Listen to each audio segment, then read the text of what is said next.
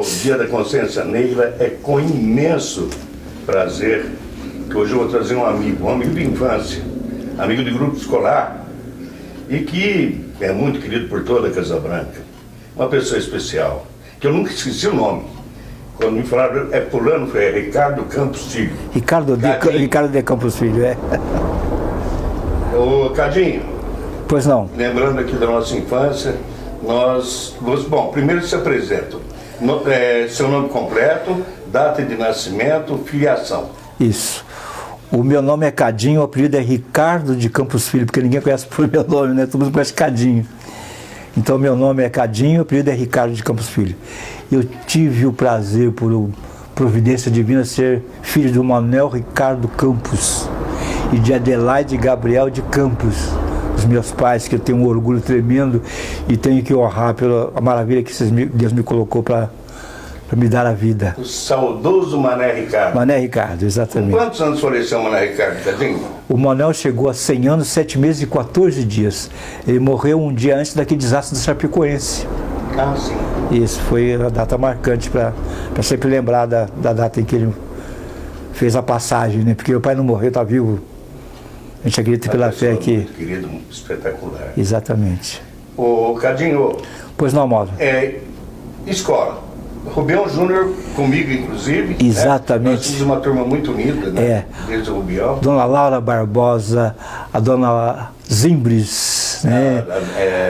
Dona Ladária Zimbres, meu Deus, não esqueço mais. Terezinha Vidulin, e mais que até não quero falar pelo... Dona Isméria, exatamente. E depois fez o quê? Ginásio? Depois fiz ginásio, mas eu era muito rebelde e eu faltava muito. Eu fiz a primeira série 3 vezes, porque em vez de estudar, ficava naquelas árvores que tinha ali no jardim, brincando de coisa, e porque o meu professor de matemática era aquele Milton Matede. Então as pessoas que não tinham muita afeição à matemática falavam, não adianta você participar aqui que você não vai passar, porque já sei que você não vai conseguir. E eu, só de primeiro ano, primeira série, fiquei 3 anos. E eu tive que terminar, porque eu fiz madureza para poder, de tanto tempo que eu perdi, porque eu não conseguia assimilar, porque a matemática sempre foi uma dificuldade que eu tinha. Uma pedra no sapato. Mas gostava de geografia, Magela, gostava de tudo quanto as outras matérias, tinha facilidade, gostava mesmo e aplicava nela. O Milton Matede era um cara realmente muito... Exatamente. Um bom professor, hein, que, nossa, meu Deus do céu. Exatamente. Mas era complicado. Depois você fez o que? Normal? Aí fui para São Paulo, porque eu não conseguia mais estudar, e meu pai mandou em 67 para São Paulo, morar em São Paulo, e aí de São Paulo eu voltei para a Casa Branca em 68, e aí fiz o madureza, concluí o 2º grau, fazendo madureza. Ah, sim. Exatamente. Aí você entrou no Cocais. Aí fiz o tiro de guerra em 69, e aí trabalhava não tinha supermercado, trabalhava na venda do Geraldo Grilo. Sim. Então aí nós tínhamos um conjuntinho do bar, que nós participávamos de todas as coisas, que festivais que tinha, a gente participava. E aí fui fazer concurso no lugar, mas queria ser jogador de futebol, queria ser cantor.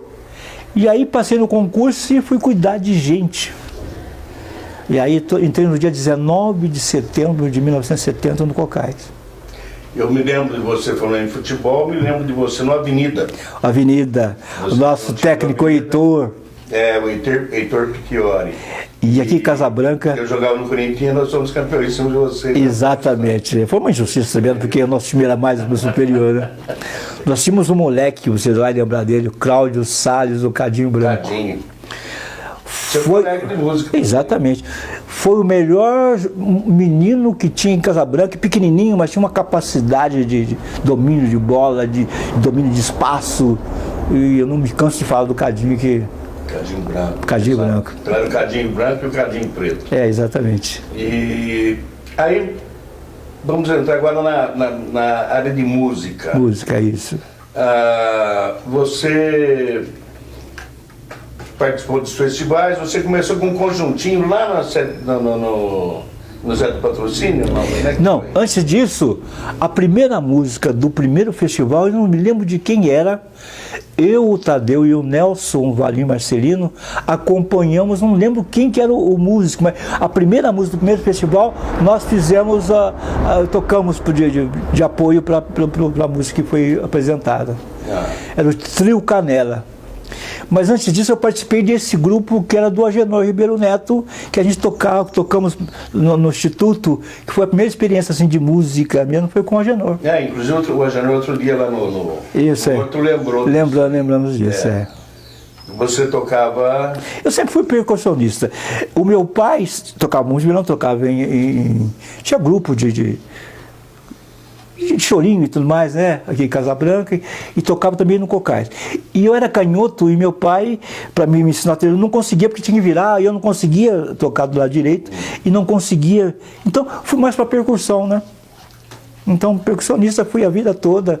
Aqui nós tínhamos uma escola de samba do Geraldo Basto, que a gente fazia aqueles instrumentos, tudo artesanal, punha o couro debaixo do cal e depois montava os instrumentos e tudo mais. Ele fazia aqueles carros alegóricos, né, de bambu e coisa, uma maravilha. Era aqui, nesse pedacinho aqui. Então, a música... Aqui, a casa do lado, aqui. Então, a minha experiência com música sempre teve aqui nesse nós pedaço. sempre vivemos nesse pedaço.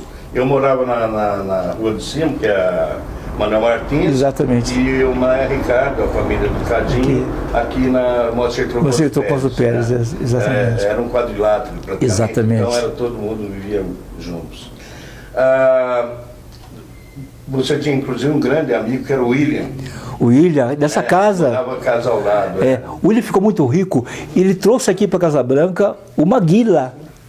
Ele tinha uma academia, não sei o nome da academia, e o Maguila dessa academia, ele trouxe o Maguila para lutar aqui em Casa Branca. E o Maguila veio conversar com meu pai aqui, admirar meu pai. Eu ia e voltava para conversar com meu pai. Que bacana. Foi uma experiência maravilhosa. Esse conjuntinho com o Agenor, quem tocava, você lembra? Era eu, Agenor. Tinha um dos filhos do Dr. Roberto, me parece, que participava desse grupo. Se não me engano, o Negu, que faleceu, também participava. Não sei se o Carneirinho, o João Gordo também entrou depois, né, que era o contrabaixista. Então, aquele um grupinho nosso de jovens. Né? Dos festivais, o que mais você se lembra, Jardim? Dos festivais, participamos de bastante, porque aí o Tubaca já era o cantor, né, participava nos programas lá em São Paulo. São Paulo, E ele montava... E tinha facilidade de compor música e tudo mais. E nós fizemos esse conjunto, que o primeiro conjunto era me fugiu agora. Até tinha uma fotografia que encontraram, era eu, Jair Fubá, Rubão, o Cadinho, o Baiano, que é o Antônio Rodrigo de Oliveira Filho, quem mais? Vai me perdoar, o Pelezinho. Aí depois... O Tubá, quando começou a participar dos festivais, aí mudou para os Apóstolos do Samba. Que legal. Eram os Bambas, aí depois passou para Apóstolos do Samba. E até hoje você participa, hoje vocês estão com um conjuntinho aí. Hoje, depois de velho, eu e o Cadinho voltamos a tocar outra vez, e o Ademir Martins, que fazia parte. Agora o Ademir saiu, era o Nós e Voz, agora é Sintonia, o nosso grupo agora atualmente. Certo. Isso. Sintonia, E...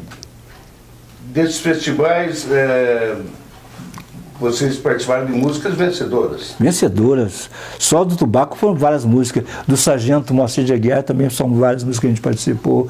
E a gente era freelancer, né? As pessoas precisavam de alguém para tocar. A gente ia, dava apoio em várias músicas, né? Como nós estamos próximos ao Dia da Consciência Negra, que é domingo agora, Casa Branca fazia 7 de setembro, era o Dia da Raça Negra. Exatamente. Era um espetáculo. Tinha piqueniques, bailes com gente famosa, Jamelão. Exatamente, muita gente veio. Eu nunca me esqueço. Noite Ilustrada. No Zé do Patrocínio, Noite Ilustrada. Eu já morava em São Paulo na época e eu vim passar o centro em Casa Branca e fui no baile. Eram os bailes bons, tudo a rigor. E eu estava na porta com o seu João Gomes, João Gomes. a felizada. Eu fiquei próximo a eles ali na entrada E chegou o Noite Frustrada. Ele ia dar o show. Era um show tipo 1 hora que ele daria. E nós estávamos ali na porta, ele entrou, parou, na hora que ele viu o salão simples. Simples, exatamente. Ele olhou para o seu João Gomes e falou: estou no meio do meu povo. Ele cantou até as 4 da manhã. Era um show de 1 hora, ele ficou até as 4 da manhã. Depois vocês ainda foram para casa da Felizardo. Exatamente. Até o amanhecer. E meu pai junto, meu pai cantando junto com ele. Estava sempre na... É verdade. E... além do sete, você ia nos piqueniques, fazia parte sempre. das comissões. E aquele tempo a gente saía de caminhão para ir lá para o Rio Verdinho. Rio Verdinho e Santana. E Santana, exatamente. E cada mesa tinha o piquenique, cada pessoa tinha as iguarias ali, que eram coisas, e um comia da mesa do outro e tal, exatamente isso. É uma confraternização muito grande. Casa Branca teve uma época, por exemplo, o clube. No clube SCP não entrava. Lembra da razão? A discriminação racial é muito grande. Grande. Mas, nos bailes de carnaval da CCP, era inesquecível, porque no domingo e na terça, que era o último dia, tinha horário preparado para a Frente Negra entrar no salão. Exatamente. Então parava o baile, a gente ouvia o quarto dos tambores, o tamborim, e eles entravam, era aquela festa, né? Era a única vez que a gente podia participar. 1, 2 voltas no salão, saiu e voltava. Exatamente, exatamente. Pro salão. Patrocínio. Né? Aqui a discriminação racial é muito grande. O jardim, os brancos davam a volta na parte interna e os negros ficavam na parte externa do jardim, na calçada, que tinha o seu muleto pipoqueiro, o seu, que a esposa dele morreu agora esses dias atrás. Como é que ele chamava? Mas eu sou ruim de... Que pena a gente não lembrar o nome dele. A gente vai lembrar. Sim, era o pipoqueiro famoso. Exatamente. Eduardo Pipoqueiro, Era o Eduardo. Exatamente. Mas não era só Casa Branca, porque naquela época, eu me lembro que meu pai contava, a Rua Direita em São Paulo, aos domingos à noite, exatamente, só negro. Só negro. Entendeu? O branco não entrava. Então já havia essa... Já a ponte da praia, onde os negros ficavam passeando na ponte da praia ali, na final da Avenida São João. Depois você participou também, junto com aquele delegado, que já faleceu também, e como é que chamava aquele... No Padecon, Núcleo de Participação da Comunidade Negra. E era uma comunidade tremenda de participação política que tinha em Casa Branca, né? E a gente promovia vários eventos. Trouxemos o embaixador do Congo aqui em Casa Branca, e tiveram que a cidade se organizar para poder recebê-lo, e a gente tinha um apoio lá de secretaria e trazia muitos eventos aqui para Casa Branca. Você lembra quem fazia parte da diretoria? Era eu, o Tadeu, o Alaor, que era o que fazia Era o delegado. O delegado, ele tinha uma comenda de... Alaor Clemente, né? O Bilo, meu irmão, o Maritaca, várias pessoas que participavam dessa comunidade negra, as fogos ali, a Beatriz, a Belquisa, todas participavam também junto com a gente. Era uma comunidade, gente participante. Nós fizemos aqui em Casa Branca o primeiro encontro de capoeira. Veio o mestre da Bahia, do Rio de Janeiro, e fizemos aqui, ia nas escolas de manhã, à tarde, e à noite tinha as apresentações de capoeira. Foi uma coisa maravilhosa. E até hoje, né, Cadinho, você acompanha esses movimentos, né? Ah, sim. Nós chegamos aqui na casa do seu pai agora, você estava assistindo o Silvio de Almeida, jurista, umas sumidades com relação a esse racismo, que a gente, sobre segregação racial e tudo mais. E tem um livro chamado Racismo Estrutural, que a colonização lá veio e tem uma dívida tremenda com a nossa raça, né? Foram trazidas 12 milhões de negros que não chegavam aqui porque nos navios negreiros morriam lá no navio negreiro, chegava aqui com a opressão da senzala, com aquela opressão, aqueles aparelhos de coisa. E participamos aqui com culinária, com a língua, com etnia, com tudo, e é uma dívida tremenda. O dia 13 de maio foi comemorado o dia da abolição, mas a abolição começou e não tem fim. porque nós fomos abolidos do trabalho, mas fomos jogados à revelia sem ter uma estrutura para que nos apoiasse, jogados e sem nenhum amparo, uma fragilidade social tremenda, e até hoje isso se perpetua. Hoje está dizendo que a vida do negro, a vida negros importam, já importava lá, porque fomos tirados lá da nossa coisa, já morria dos 12 milhões, que 8 milhões, que até agora está acabando de ouvir, que conseguiram sobreviver.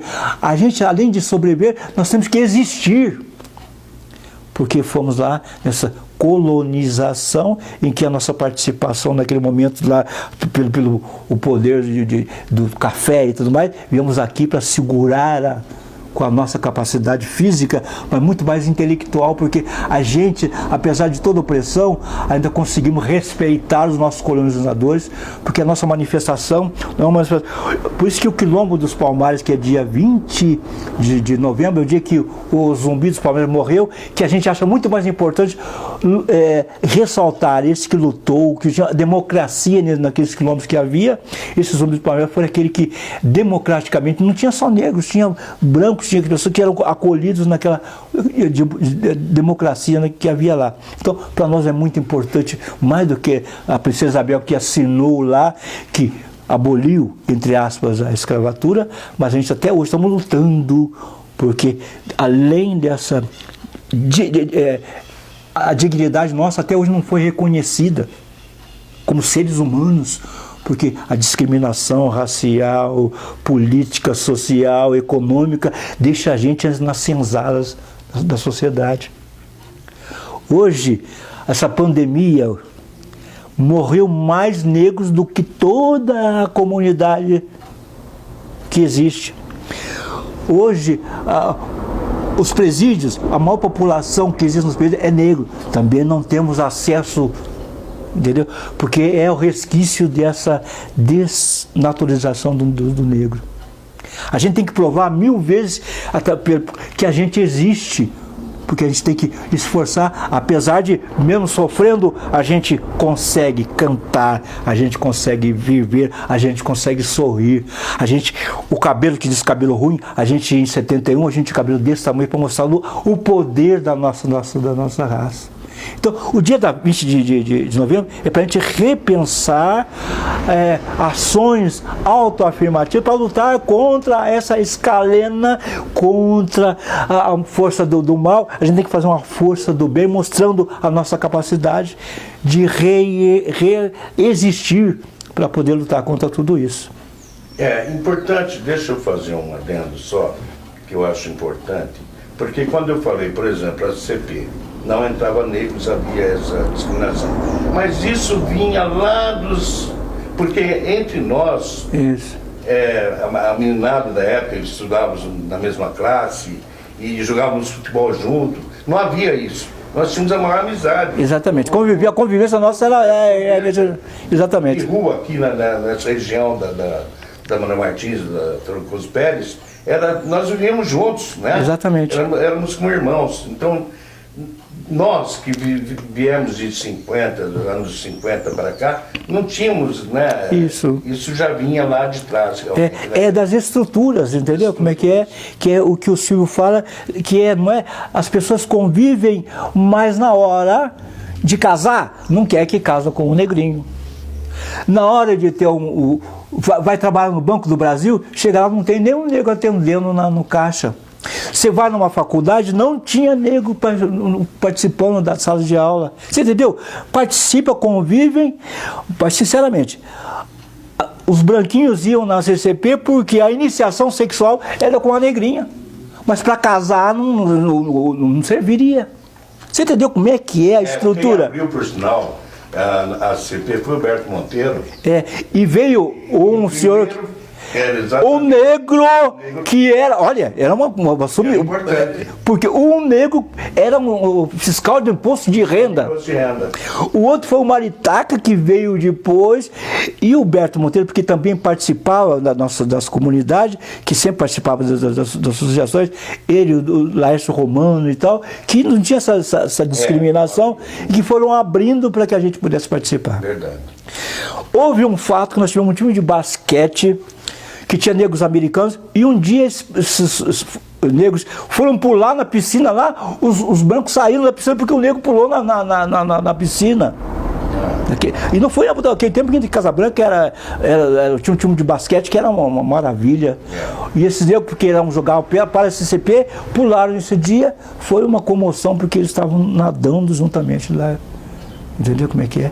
Então, dizem que não tem, mas tem um racismo velado, entendeu como é que é? Mas a gente não está importando com isso, a gente somos da raça humana e nós temos a gente respeita e convive, apesar de toda essa discriminação, a gente ainda consegue respeitar e mostrar a nossa capacidade através disso. Cadinho, uma coisa que eu nunca entendi, por exemplo, no Brasil antigamente, considerava-se o Dia do Negro, o 13 de maio. 3 de maio, exato. Da abolição da escravatura.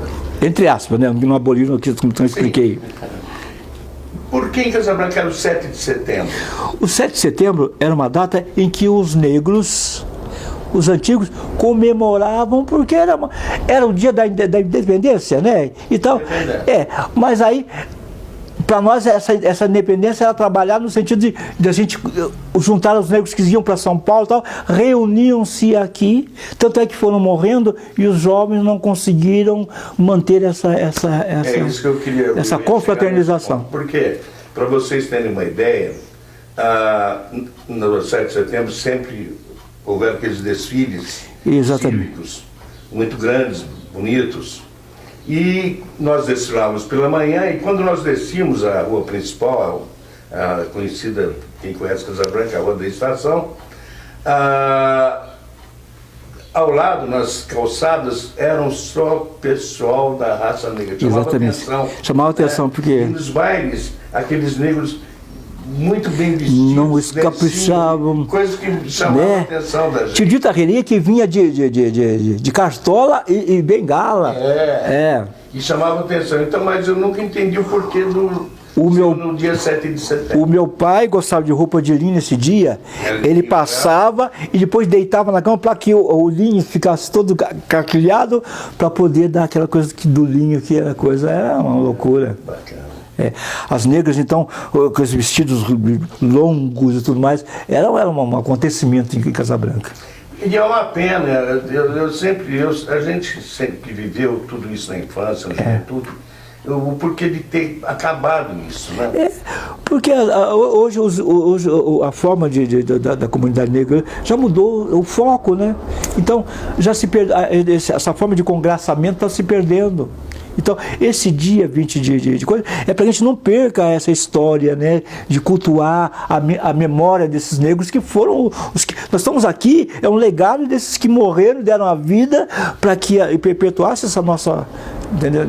Vocês até hoje ainda têm, assim, tipo de Padecone, existe algo nesse sentido? Infelizmente não. Apesar de a gente tentar de coisa, mas está faltando esse congressamento.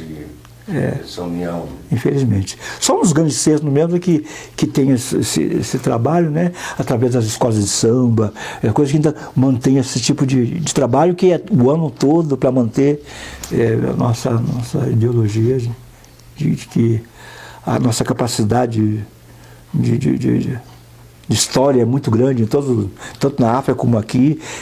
Se você ir a fundo mesmo, com esse Silvio que é um estudioso, a gente tinha que mostrar que a nossa participação é muito importante, apesar dessa desigualdade social. O seu irmão foi líder nessa área também, não foi? O meu irmão participou daquele teatro lá em São Paulo, em 71, que é o Teatro Experimental. Tinha a Frente Negra Brasileira, que o começo desse trabalho de lutar contra... A organização começou a partir de 71. Ele estudava na USP? Na USP, passou em segundo lugar. Eles moravam na casa do estudante. O Lourencinho Abá ia estudar com ele, o Lourencinho Abá, que foi um desembargador, ele estudava com o Bilo, e o Bilo que praticamente era o que organizava tudo. Era uma sumidade. Exatamente. O Bilo foi seminarista secular lá em em Ribeirão Preto, a gente saía daqui, meu pai, e nós íamos no bar que era do pai do Leão, que era o goleiro do Palmeiras, era perto desse seminário lá em Ribeirão Preto. Eu tinha loucura, ia lá, e um ambiente muito gostoso, eu queria ser padre. Aí a primeira turma desse seminário de Ribeirão foi para Brodowski. O Biro foi da primeira turma desses seminários que foram transferidos lá para Brodowski. Aí chegou até quase ser diácono, depois de diácono ele saiu e mudou a vida. Aí ele foi para São Francisco, passou em primeiro, segundo lugar na Faculdade de São Francisco. Aqui em Casabranca, estudou aqui no Instituto de Educação, tinha um juiz que queria custear os estudos dele para ele ser mas não, ele não quis. Aí foi para magistrado. Aí foi, não se formou, foi até o 4º ano de direito, mas sempre por um motivo outro. Ele falou no Leão, esse Silvio de Almeida que nós comentamos no começo, ele era filho do Barbosinha, né? Do Barbosinha, goleiro do Corinthians. Acompanha futebol. Você entrou no âmbito de religião. Você sempre também foi muito religioso, né? Ah, sim. Eu fui... Da época do Padre Lino? Do Padre Lino. Nós tínhamos o UJEC, é União da Juventude Eucarística Católica. Eu participei. A gente tinha uma força muito grande para trabalhar a consciência crítica, e principalmente consciência crítica cristã, né? Para a gente saber como participar das coisas. E a gente aí tinha os núcleos aqui que fazia aqui no centro acadêmico que tinha, como é que chama aquele? O JEC aqui. E aqui hoje é uma casa de açaí, se eu não me engano. Não, e aqui tinha os grêmios estudantis aqui, né? 7 de abril. Então, os que participavam desse JEC, que tinham os mais participantes, porque tinha essa consciência crítica cristã de como você participar desse. E até hoje politicamente. Você participa bastante sim. Da comunidade cristã. Eu era coroinha daquele tipo do tempo do latim, Domus Vobiscum, arte com o Espírito Tu, usava aquela batininha preta, né? A missa ainda era em latim, o padre era de costa para a comunidade.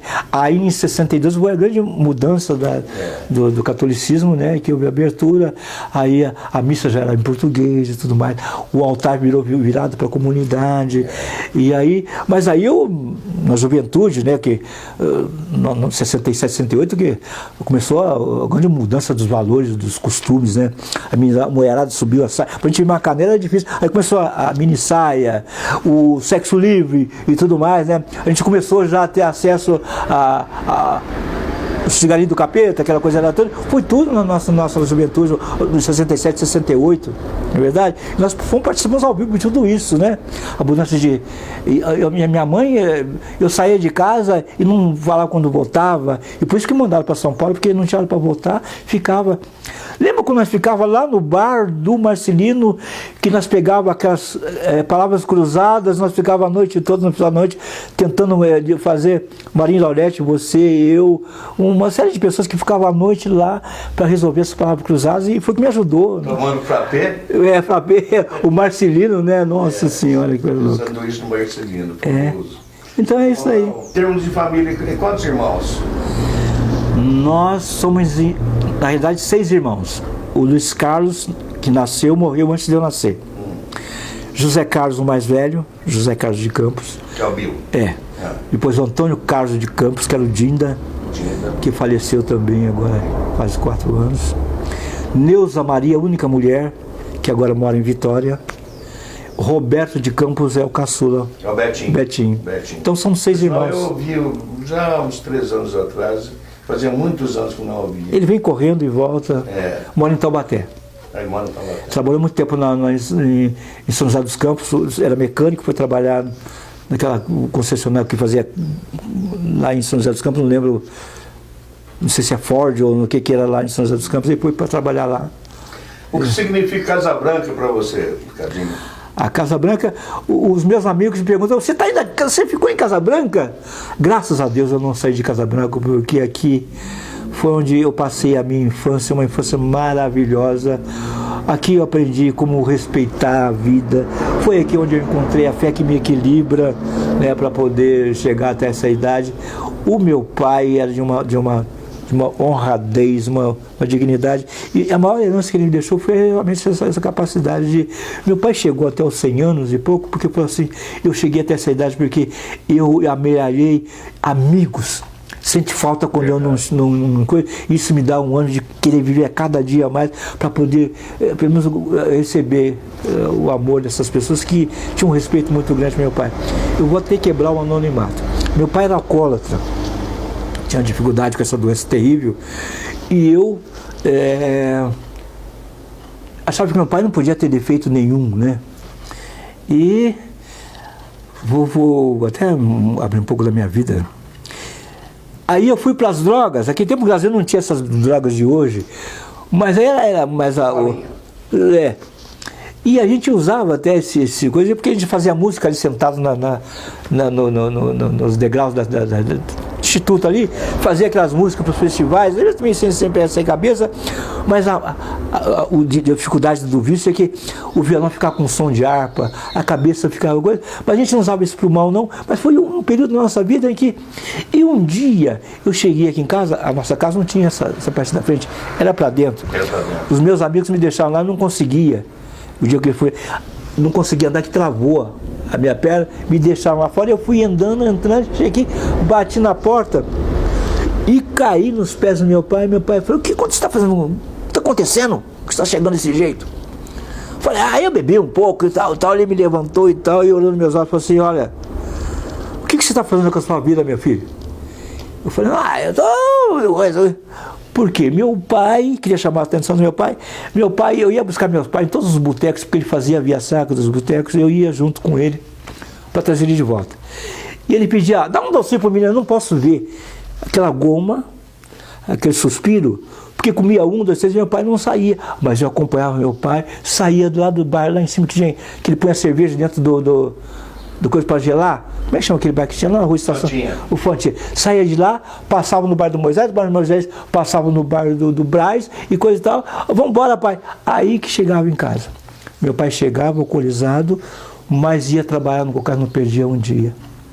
E nesse dia que eu cheguei e caí, meu pai já tinha, graças a Deus, nos Alcoólicos Anônimos, já tinha parado de beber. E eu estava lá, que não chamou a atenção do meu pai. Esse dia caí, ele me levantou e falou: o que está acontecendo com você? Eu falei: olha, o hálito que você está não é de bebida. Toma cuidado com o que você está fazendo com a sua vida. Foi a penúltima vez que eu usei droga.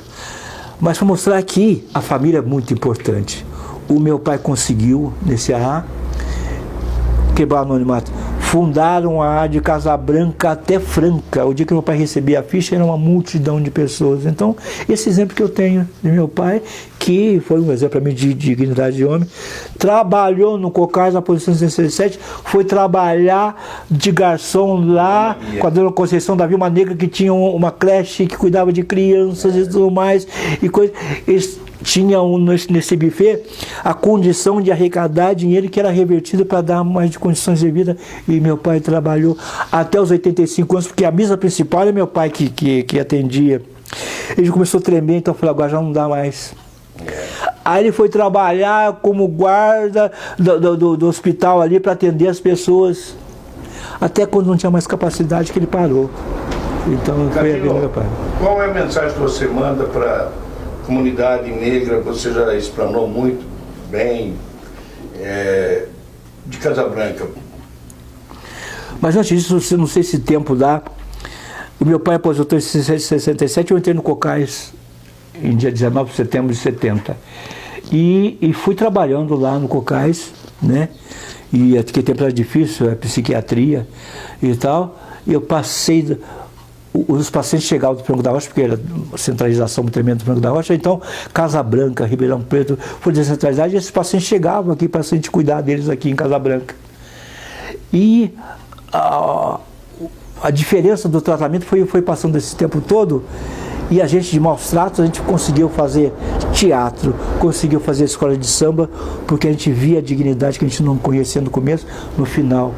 Essa psiquiatria nova agora, que não tem mais morte, não tem mais, a gente já começou a fazer isso lá em 80, porque a gente foi mudando o nosso conceito. Vocês mudaram a escola de samba do Cocais. Exatamente, o início do Cocais. Então, a minha participação lá foi importante, porque de maus tratos eu consegui depois refazer, Deus me deu tempo e vida.